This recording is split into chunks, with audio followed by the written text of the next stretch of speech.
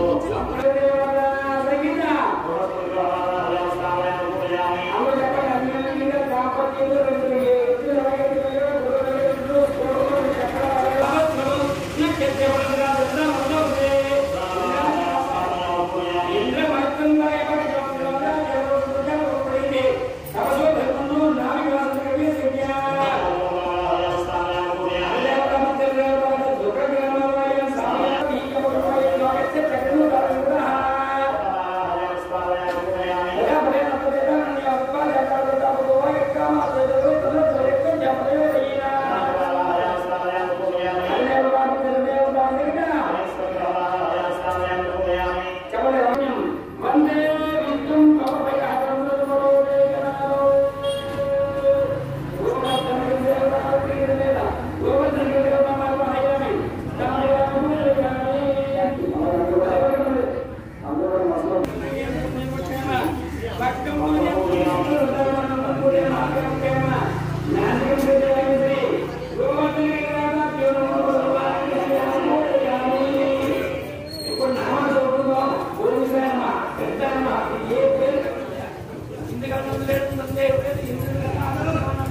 ఏ పేరు నుంచి ఆయన సహస్రాలు ఆ వెయ్యి నామంలో మనకు వచ్చిన పేరు